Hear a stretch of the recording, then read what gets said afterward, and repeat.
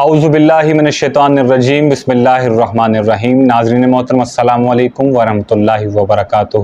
Farhan cable والا YouTube channel میں آپ کو ایک مرتبہ پھر خوش آمدید۔ پروگرام سلام یا حسین میں آپ کا میزبان علی احمد نحاس آپ کی پیش خدمت ہے۔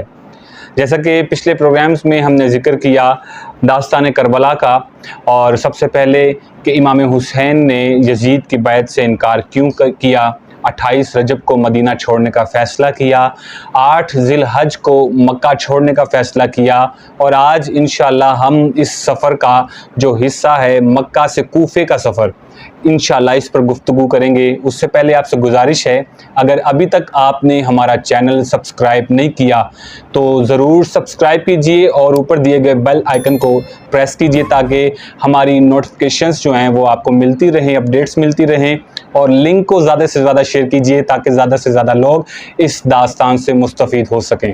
ناظرین محترم، امام علی مقام حضرت امام حسین رضی اللہ تعالی عنہ نے 8 ذی الحج کو مکہ چھوڑنے کا فیصلہ کیا اور فرمایا کہ صبح میں کوفہ کی جانب سفر کا آغاز کروں گا۔ اب منزل کیا ہے؟ کوفہ، لیکن ابھی پہنچے نہیں ہیں، راستہ ہے۔ راستے میں ایک مقام آیا جس کا نام ہے شراف۔ وہاں حضرت امام حسین نے اپنے قافلے والوں کو حکم دیا کہ یہاں کچھ دیر کے لیے رکا جائے، اپنے ساتھیوں کو رکنے کا حکم دیا، خود بھی رکے، اور کیونکہ وہاں کے کنووں کا پانی ذرا اچھا پانی تھا تو امام نے فرمایا خوب سیر ہو کے پانی پی لیا جائے اور آگے سفر کے لیے مشکیزوں میں پانی بھر لیا جائے۔ چنانچہ سب ساتھیوں نے پانی پیا اور پھر بچوں نے خوب سیر ہو کے پانی پیا، پانی مشکیزوں میں بھر لیا گیا، سفر کا آغاز آگے کیا گیا۔ آگے جب بڑھے تو کچھ دیر بعد ایک عجیب واقعہ ہوا۔ دیکھا کہ دور سے یزید کی فوج کا ایک لشکر آتا ہوا دکھائی دے رہا ہے۔ یہ ایک پہلا انکاؤنٹر ہے دشمن کے ساتھ، فرسٹ جو ہے آمنا سامنا ہے دشمن کے ساتھ، اور اس لشکر کا جو سپہ سالار ہے اس کا نام ہے حر۔ حر یزید کی فوج کا سیکنڈ یا روایت میں آتا ہے تھرڈ کمانڈ تھا، اتنا بڑا سپہ سالار تھا، لیکن وہ اس کربلا کا جو راستہ ہے وہ صحرا کا راستہ، اتنا کٹھن راستہ ہے حضرت امام حسین تک پہنچنے کے لیے کہ حر اور اس کی فوج کو ایک غیر معمولی جستجو کرنی پڑی، ایک تگ و دو کرنی پڑی، ایک ایکسٹرا ایفرٹ پٹ کرنی پڑی۔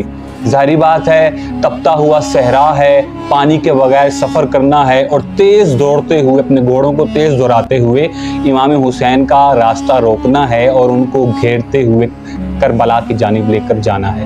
یہ ایک اس کا مشن تھا۔ بہرحال امام نے دیکھا کہ اب یہ 145 لوگ ہیں، کل کم و بیش 145 لوگ ہیں، اور سامنے آنے والا جو لشکر ہے روایت میں آتا ہے 30,000، اور کم سے کم مختلف روایت میں مختلف تعداد بتائی گئی ہے، کم سے کم 1,000 کا لشکر ہے۔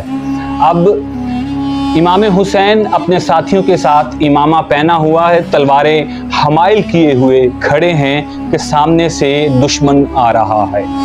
ظاہری بات ہے دشمن آ رہا ہے، کوئی بھی معاملہ ہو سکتا ہے، تلواریں حمائل کیے سب کھڑے ہیں، لیکن جب لشکر قریب آتا ہے تو عجیب منظر ہے۔ سب کی پیاس کے مارے حالت غیر ہو چکی ہے، سب پیاس سے ہانپ رہے ہیں، کانپ رہے ہیں، اور جانوروں کی زبانیں پیاس سے لٹک رہی ہیں۔ حسین ابن علی کیا نہیں جانتے کہ یہ ایک گولڈن چانس ہے اس لشکر کو ختم کرنے کا، کیونکہ انرجی لیول سب کا ڈاؤن ہو چکا ہے، ہانپ رہے ہیں پیاس کی شدت کے ساتھ، ان کو زیر کرنے کا بڑا اچھا موقع ہے۔ کیا نہیں کر سکتے؟ بالکل کر سکتے ہیں، لیکن ساقی کوثر کا نواسا ہے، حسین ساقی کوثر کا نواسا ہے، اور تاجدار کائنات کا تربیت یافتہ ہے۔ حضرت امام حسین نے حکم دیا کہ پوری فوج کو خوب پانی پلایا جائے، اور راوی نے عجیب بات لکھی ہے۔ راوی کہتا ہے امام حسین نے نہ صرف پانی پلانے کا حکم دیا اور نہ صرف لوگوں نے پانی پیا، بلکہ اتنا پانی پیا کہ پی پی کے خوب سیر ہو گئے، اور اس کے بعد جانوروں نے 2 3 4 مرتبہ جب پانی پی کے خود منہ پیچھے نہیں کر لیا، دوسرے جانور کی باری نہیں آئی۔ یہ حسین ہے، خوب پانی پلایا جا رہا ہے۔ پتا ہے کہ یہ بعد میں پانی پی کے توانا ہو سکتے ہیں، ایکٹیو ہو سکتے ہیں، مار سکتے ہیں، قتل کر سکتے ہیں، لیکن نہیں، پانی پلایا امام حسین نے۔ بہرحال امام حسین نے پانی پلایا، سب خوب پانی پی کے ایکٹیو ہو گئے۔ امام حسین نے آگے بڑھنا چاہا۔ حسین آگے بڑھتے ہیں تو حر نے پتہ کیا حرکت کی، آپ کا راستہ روکنا چاہا، اور حتیٰ کہ امام حسین نے اس راستے کو بدل کر دوسری جانب سفر کا آغاز کیا تو حر نے پتہ ایک عجیب بات کی، اپنے ہاتھوں سے امام حسین کے گھوڑے کی لگام کو پکڑ لیا اور کہتا ہے حسین میں تو آپ کو جانے نہیں دے سکتا، کیونکہ مجھے بھیجا گیا ہے آپ کو گھیر کر ابن زیاد تک پہنچا دیا جائے۔ اب یہ وہ حر ہے جس کو امام حسین نے پانی پلایا ہے، اور امام حسین کا کردار دیکھیے، آپ کا عمل دیکھیے۔ حر کی فوج کا ایک سپاہی ہے علی بن طان۔ علی بن طان بھی عجیب بات کرتا ہے، کہتا ہے میری پیاس کے مارے اتنی حالت غیر ہو چکی تھی کہ پانی پینے کی کوشش کر رہا ہوں، ریپیٹڈلی ایفرٹس کے ساتھ پانی پینا چاہتا ہوں، لیکن مجھ سے پانی نہیں پیا جا رہا۔ اللہ اللہ، اتنا کرب اس صحرا کا جو ہے کرب ہے، اتنی پیاس کی شدت ہے، اتنی حالت غیر ہو چکی ہے، پانی سامنے ہے لیکن پانی پیا نہیں جا رہا۔ حضرت امام حسین نے یہ منظر دیکھا، علی بن طان کہتا ہے حضرت امام حسین نے یہ منظر جب دیکھا تو میرے پاس آئے اور مجھے کہا سواری کو بٹھا لو۔ میں نے اپنی اونٹنی کو بٹھایا اور مجھے بھی بیٹھنے کا حکم دیا، میں بیٹھ گیا۔ اب امام نے کہا کہ لو پانی پیو۔ علی بن طان کہتا ہے کہ میں نے پانی پینے کی کوشش کی، بار بار پانی اپنے ہاتھوں میں بھرتا ہوں، پانی پیا نہیں جا رہا، گر رہا ہے۔ امام حسین نے مشکیزہ اپنے ہاتھوں سے مشکیزے کا منہ سیدھا کیا اور میرے منہ کے قریب لے کر آیا اور مجھے پانی پلایا۔ حضرت امام حسین یزید کی فوج کے سپاہیوں کو اپنے ہاتھوں سے پانی پلا رہے ہیں۔ اللہ، یہ وہ حسین ہے اور یہ یزید کی قوم کا کردار، یزید کی فوج کا کردار ہے۔ بہرحال یزید کی فوج کا جو سپہ سالار ہے حر، اس نے لگام تھامی ہوئی ہے، روکنے کی کوشش کر رہا اور کہہ رہا ہے حسین میں تو آپ کو جانے نہیں دے سکتا، کیونکہ مجھے بھیجا گیا ہے آپ کو گھیر کر، آپ کے خانوادے کو گھیر کر عبداللہ ابن زیاد تک پہنچا دیا جائے۔ حضرت امام حسین نے جب یہ منظر دیکھا تو غیظ میں آئے اور ایک جملہ کہہ دیا، اے حر تیری ماں تیرے غم میں روئے۔ تیری ماں، یہ عرب میں مشہور کہاوت ہے، جب کوئی غصہ آتا ہے یا غیظ آتا ہے کسی کو تو یہ کہا جاتا ہے کہ تیری ماں تیرے غم میں روئے۔ جب حر نے یہ بات سنی تو آگے سے پتہ کیا جملہ کہتا ہے، کہنے لگا حسین آپ نے تو مجھے یہ بات کہہ دی، آپ کی جگہ کوئی اور مجھے یہ بات کہتا نا تو میں اس کو یہ جملہ پلٹا دیتا، میں بھی اس کو یہ بات کہہ دیتا، لیکن حسین آپ کی والدہ کا نام فاطمہ زہرا ہے۔ اللہ، اب اس بات کو یاد رکھیے گا، یہ بات آگے بھی کنیکٹ ہوگی، یہ ذہن میں رکھیے گا۔ حر نے کہا امام آپ کی والدہ کا نام فاطمہ زہرا ہے، میں آپ کو یہ جملہ نہیں کہہ سکتا، نہ آپ کی والدہ کا نام ایسے لے سکتا ہوں۔ حالانکہ دشمن ہے لیکن ایک سافٹ کارنر رکھتا ہے، عزت احترام بی بی پاک کے لیے۔ بہرحال قصہ مختصر، حر گھیرتے ہوئے کیسے بھی امام حسین کو کربلا کے میدان تک لے آئے۔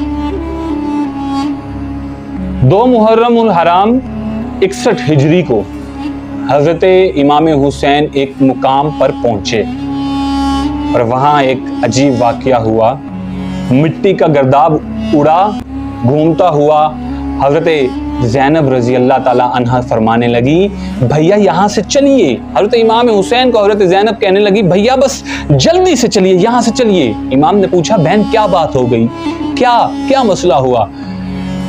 حضرت زینب رضی اللہ تعالیٰ عنہ فرماتی ہیں بھیا مجھے اس مٹی سے آپ کے خون کی خوشبو آ رہی ہے، یہ مٹی میرے بالوں میں اڑ رہی ہے اور بس میرا دل گھبرا رہا ہے، جلدی سے چلیے۔ امام حسین رضی اللہ تعالیٰ عنہ نے حضرت عباس رضی اللہ تعالیٰ عنہ سے فرمایا کہ یہاں کے کچھ مقامی لوگوں کو بلایا جائے۔ کچھ لوگ حاضر ہوئے اور مولا کی خدمت میں حاضر ہوتے ہیں۔ امام نے ان سے پوچھا اس جگہ کا کیا نام ہے؟ کسی نے کہا اسے نینوا کہتے ہیں، کسی نے کہا اس کو غازریہ کہتے ہیں، کسی نے کہا اسے شط الفرات کہتے ہیں۔ ایک آواز آتی ہے اور کسی کہنے والے نے کہا حسین اسے کربلا کہتے ہیں۔ کربلا، بس کربلا کا نام سننا تھا۔ امام حسین نے فرمایا بس ہم یہی قیام کریں گے۔